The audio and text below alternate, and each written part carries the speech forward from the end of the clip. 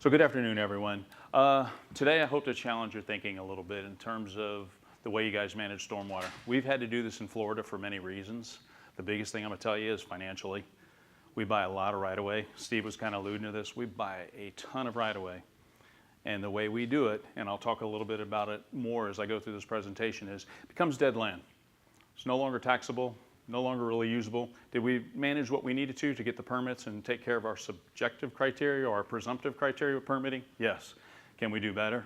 Well, that's why I'm going to kind of challenge your thinking today and see if you guys can help me, because we're still working through this. We're changing our processes, and we hope to get the industry to follow right behind us as well. So today, here's my focus. I'm going to kind of share real quickly with you guys the current practices we use, kind of where we're going with integrated management planning, and then I want to kind of talk about how these opportunities present themselves even more so in the coastal environment. First statement there says a lot about what we're supposed to do. So one, we've got to deliver a transportation system that gets good services, takes care of the safety of people, but then more importantly, how do we preserve the quality of the environment and make it better? So DOT challenge, don't settle for the minimum. Can we seek more opportunities, and can we find better ways to spend our money more effectively and more efficiently?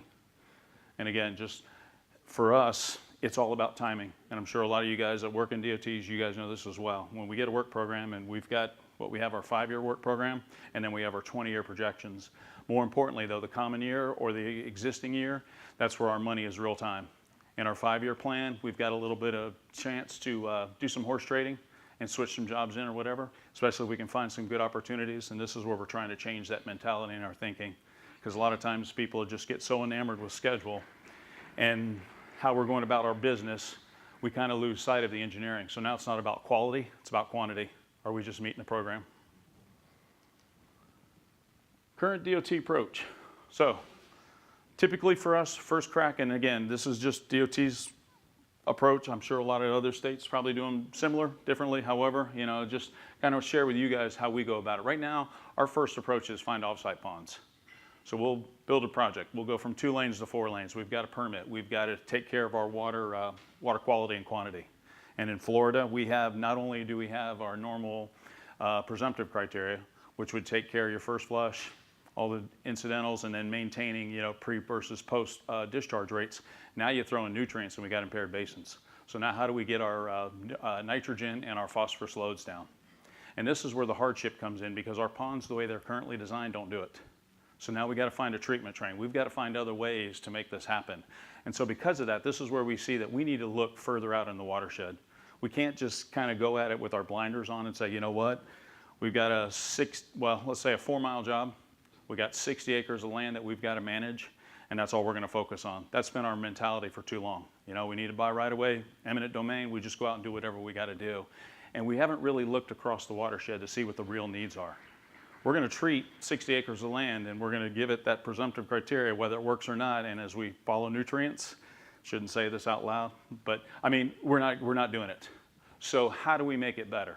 And this is where we need to find out what's in the watershed, and what are those other opportunities that either DEP or our Florida DEP or the water management districts, we have 5 of them throughout Florida, what are some things that they have identified? And if we're going to spend $25 million for property, could we have spent that $25 million for a watershed project that gives a far greater benefit? So instead of just treating and taking care of 60 acres, can we take care of 600 acres? Can we take care of 1,000 acres? Can we do even something bigger in the watershed? So these are some of the challenges that we're looking at. Again, the way we go about it now, it's easy to permit, easy to maintain. Again, we're only doing it though based on presumptive criteria. So again, the mentality is you come in with a stormwater design like this, you're good to go. Ponds tend to be a good source of embankment. Helps us out on some of our costs for fill. We own and control the pond, as you guys can see. And again, right now, in my estimation, it's better BMP for sediment and trash control more than what we need to do for nutrients. The biggest thing though for us, and I'm going to come back to this again, the funding. We spend a lot of money. Right now, currently in this year, we're at $10.7 billion, $11 billion transportation budget this year. We've had $10 billion the past several years. So based on my conversations with our right-of-way people, over the past 5 years, we've spent just under $7 billion just on right-of-way acquisition. Now that doesn't just encompass ponds, that encompasses roads and some of the needs, but $7 billion a year, or excuse me, over a 5-year period. So we're right at, you know, what, $1.25 billion a year we're spending on right-of-way. And I'm just gonna guess, approximating, I'm gonna say probably 67% of that is on ponds, just to manage them. So quite a bit of money to be spending, and again, with very little purpose, leaves an eyesore in the community, and it's another thing that we have to manage and maintain. Multiple property owners on a project. Again, I'm going to show you some examples here. I'll kind of go into that a little more. Business damages, cost of cures. I don't think I have to go there very well. And then, you know, what other impacts do we have? We had an interstate job here recently, 9 miles of interstate. We were going to take care of the median for a bifurcated area, and we were going to put all our stormwater management. We're going to build these cute swales. We're going to do all these control structures. In the meantime, we were going to impact almost 96 acres of wetlands that we were going to mitigate somewhere else. So again, is that the mentality we want to get into? Are there ways that we can better manage stormwater runoff without impacting the environment, or more importantly, giving it a better lift? So here's what a typical pond will look like. Is that what you want next door to your house? You want that for your land uses? You know, just again, think about it. Does it serve a function? Yes. Is it the best way to serve the function? Well, I guess that's in the eye of the beholder. You know, the biggest thing in the bottom bullet points, hope you guys can see it. You know, standalone ponds individually, their effectiveness is not there. And can we do something that's far greater? I'm going to show you a couple of examples here in just a moment. The amount, and just as another cost estimate, we recently did some studies on our property that we buy it compared to what some water management districts have found for load reductions for phosphorus and nitrogen. Right now, in theory, we're spending upwards of about $6,000 per acre to manage phosphorus, and we're spending about $1,500 an acre to manage 1 pound of nitrogen, whereas water management districts come back with their estimates, and they're about 10%, or excuse me, 90% less than what we're paying. And that's through a water management district. So again, are we finding the most opportunistic opportunities to find or to use our money and effectively manage nutrients? My guess is no. And can we do better? Absolutely. So here's a typical case. See the DOT road on the side? And what we're going to do is every time we come up against some sort of hydraulic constraint, we're going to put a pond in the landscape. So we're going to build a bunch of ponds, all because of the way the permit rules are written right now for us. Ideally, if we could, well, let me show you some more examples. Here's a project here, and as you can see, brand new alignment. And for us to just go out there and put ponds along the property serves a purpose, got us a permit, helped us meet the schedule, but could we have done better? Is it really the most effective use of land use? Think about that frontage land that could have been used for other things. So we've degraded the land values and, you know, just impacted that whole corridor. Could we have tied it in with some other projects or even some other ponds? I don't know. Is there something we could have done to a waterway to give that far greater improvement? These are the things that we're trying to challenge the industry now. What we want to do is we want to default to standalone ponds, and now we want to look for regional solutions. That's our first course. So we're going to do all our screenings up front, make sure we've looked at everything that we can within a watershed, and then drop back and punt and go to standalone ponds. And here's probably even a more realistic picture. As you can see, I mean, this interchange just dotted. You look at all the ponds through here. So think about the land use and the ineffective use of the land use. And each one of these are separated by berms. So we've got berms separating all of these. So again, is this the best way to use land? And think about all these acting independently. Now, each one of them has a story.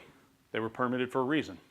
On top of that, the fill and other things were probably taken from these. But again, is this the way we want our landscape looking? And unfortunately, this is the way we've gotten to in Florida at a need.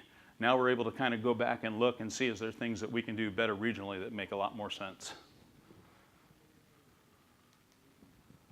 Here's another thing we got a little cute with. We started doing dual systems. So what we would do is we capture the roadway runoff in the first ditch. That goes to the pond, keeps our pond sizes down. Then all offsite drainage goes through the backside ditch, and we discharge it to the outfall directly. Consequently, as you can see, as you start doing these linear systems, now look at all the funniness, silliness that ends up in our right-of-way. And if we widen the road next time, what are we left with? So again, you know, just how do we change that mindset and, you know, make this more forceful and really show people that, you know, there's better ways to do our work. I can't say enough about change, especially in a DOT agency.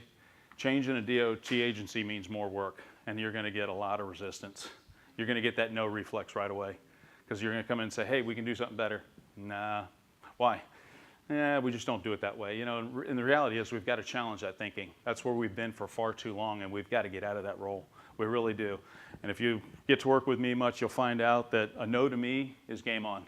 Because now I'm either going to prove you no right, or I'm going to show you a better way to do it. And thankfully, I'm stubborn like that, and I'll continue to be. I'm surprised I'm still employed, but you know, it's all good. All right, so here's another graphic that helps out a little bit more. Right now, this was a sample just from 2006 to 2010. My predecessor, Rick Renna, put this together. The numbers I gave you earlier were something new that I've gotten. I just can't get it definitive to the ponds. Bottom line is, out of 142 ponds, $600,000 an acre. And an average pond size, minimum 3, maybe 2 in some cases, up to words of 5. So again, as I talk about costs of millions of dollars, this is expensive for us. And a lot of it is because Florida's terrain, we're flat. So we don't have that ability to stack a lot of water in there. Most of our stuff is wet detention. We've got some areas where we can do dry retention, but a good majority of it is wet detention. So because of that, it really hampers us, not only from the environmental standpoint, because on a wet detention system in Florida, we're limited to about 1.5 foot range to kind of mimic what the hydro period is. Maybe other states operate under that same design criteria. But for us, it really limits what we got to do. So now what happens is that pond gets wide. We're going wide just so we can keep the hydraulics down and keep the road from flooding. But as you look at this and you look at some of these numbers, if we're, you know, of course, some of the higher numbers are probably more in urban areas where the cost would be expected because land use is a lot more. And we're trying to get the engineers to get out of that mentality, putting everything against the roadway like I showed you in that earlier slide. Ideally, this is the way we'd like to see things.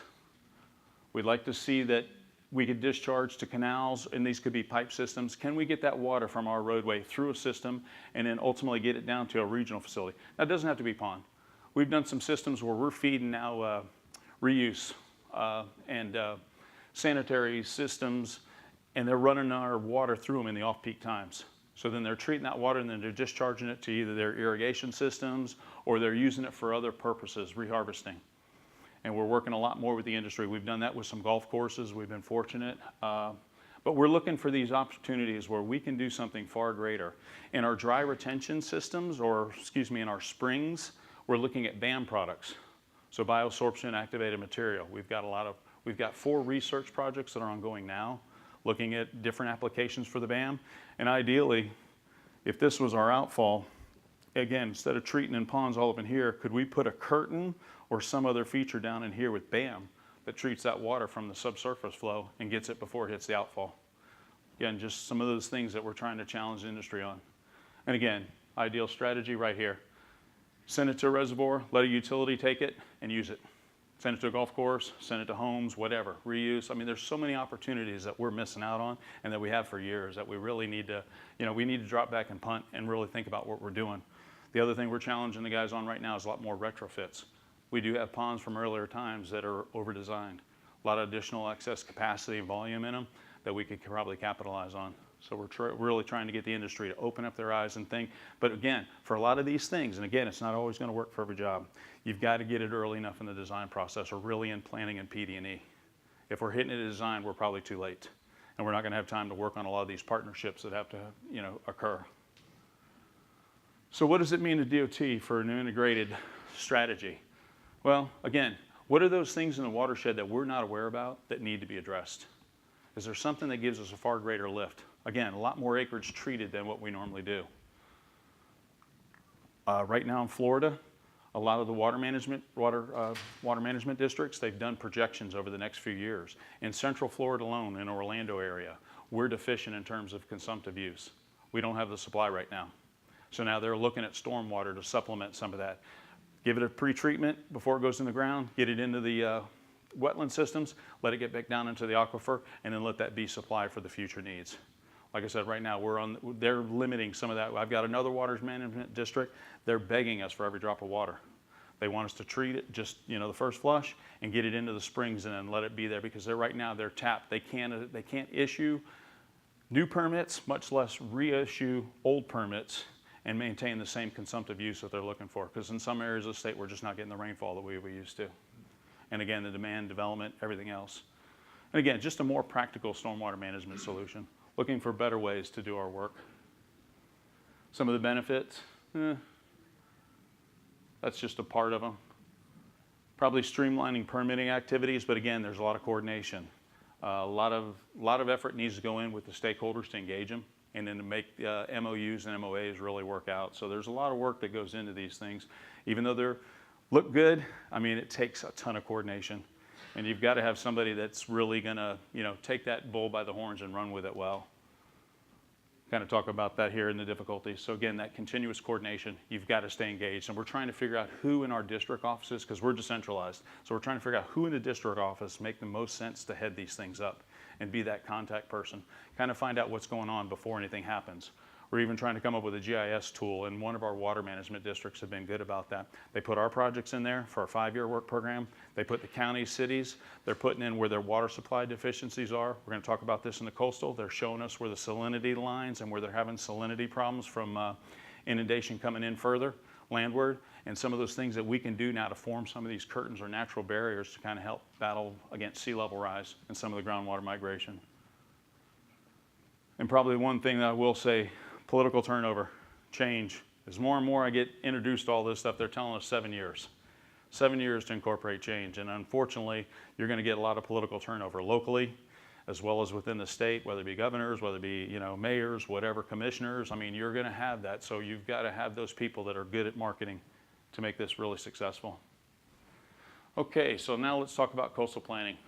What's a drainage presentation without a damaged photo, right? You got to have one, right? So here's an area that we have routine problems with up in the Panhandle, 98. So what does that mean in terms of DOT? Well, again, why are we using our embankment for wave dissipation? Why aren't we finding better solutions out off the coastline to kind of help us out? Again, last thing you want is you want your pavement and your embankment serving as that dissipator. What are those other things that we can do to make the environment better?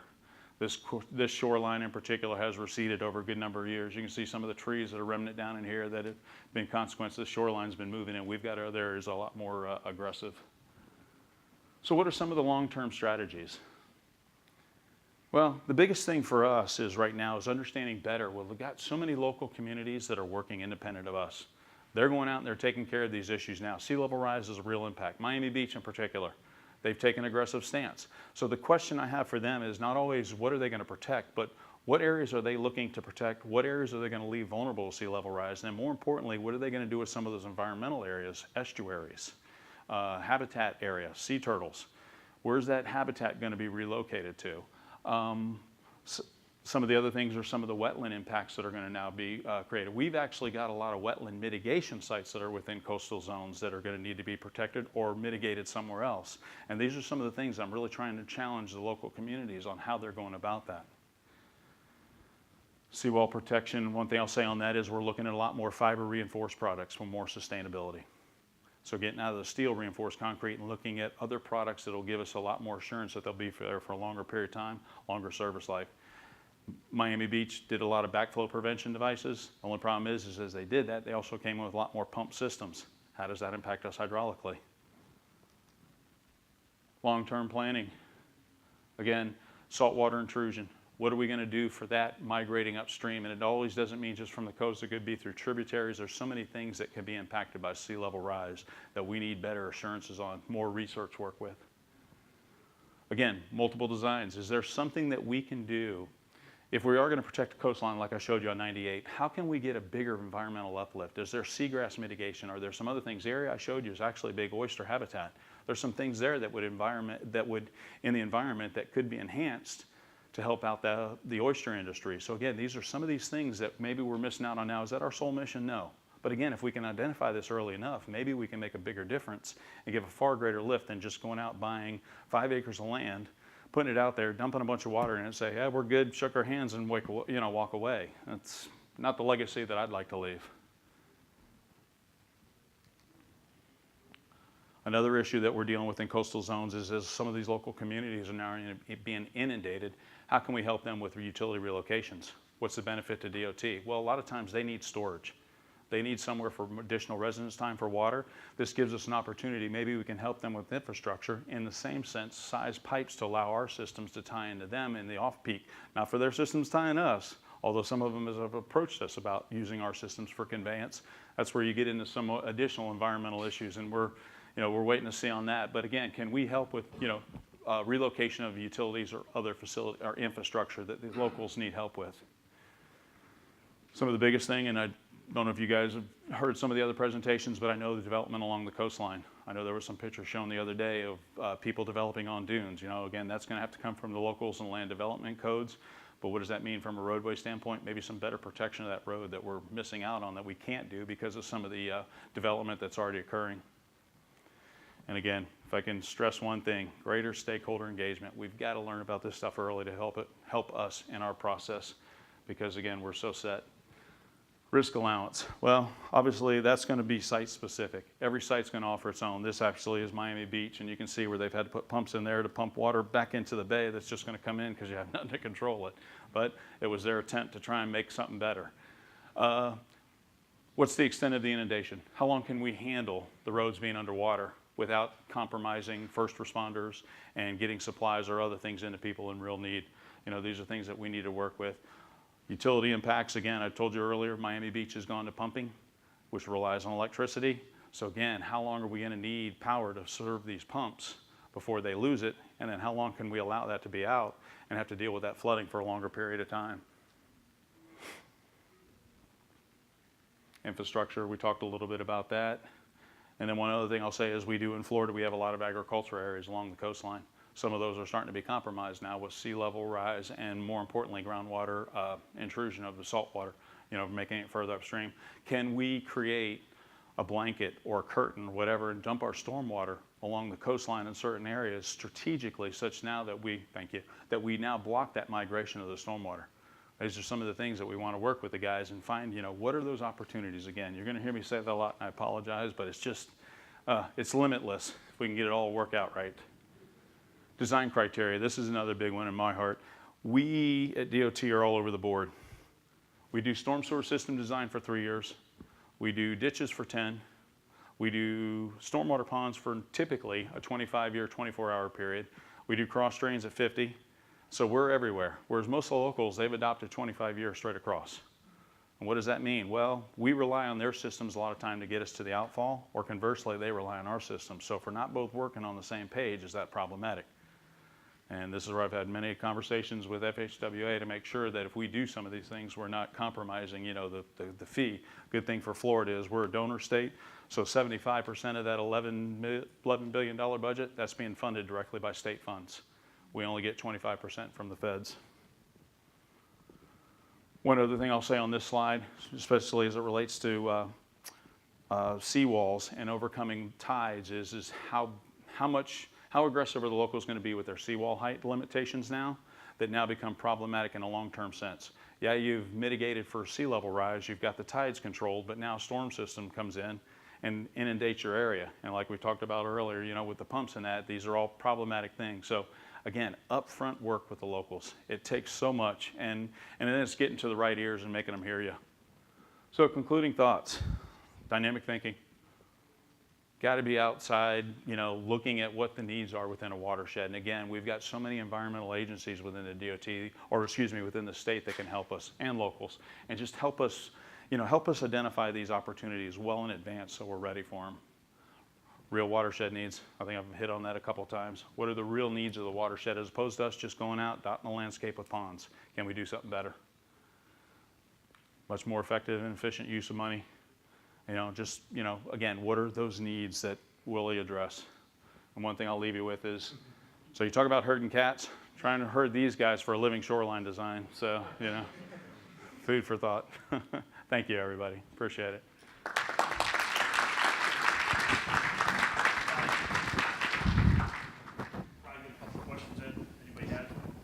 Yes, ma'am. So, a couple questions. So one is, you talk about a regional watershed approach, and we tried that, and we put it into regulation, and nobody took us up on it, because it was so hard to get stakeholders, and then they had a changeover in the management.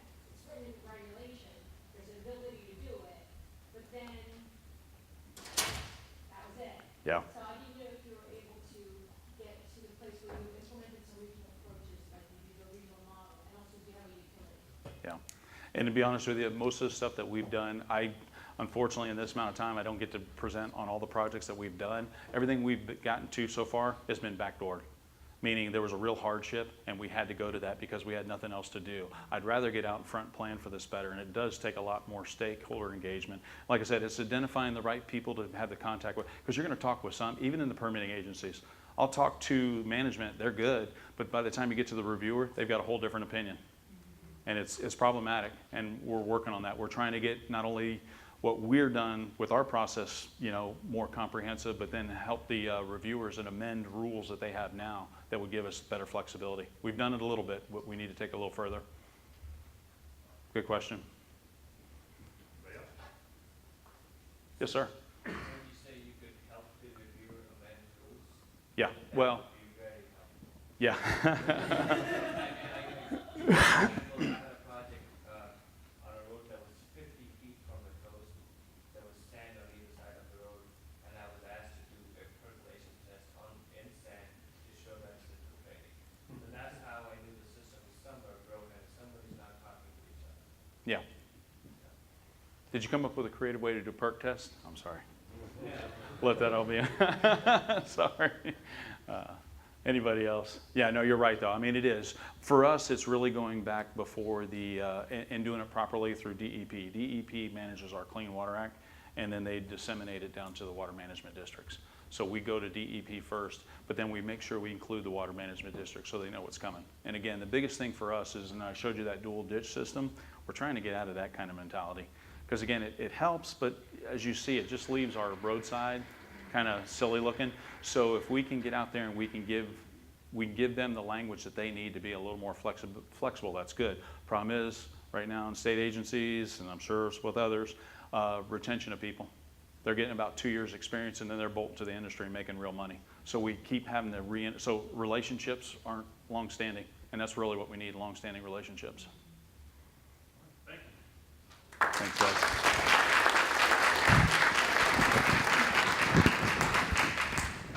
Our next speaker is Andy McCann, NCDOT. He is our program manager in North Carolina. He's a member of numerous committees, including AU-ESCTF. He has 2 presentations. You won't have to hear from me again. I'm just going to let him go right through.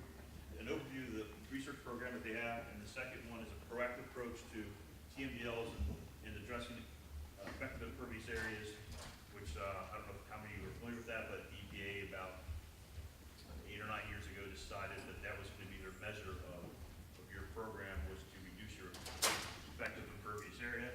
They managed to work around that. All right, great. Thank you, Steve. And Carlton, that was an awesome presentation, and I definitely want to talk to you a little bit more because I know a lot of us folks have similar desires and visions about improving our program.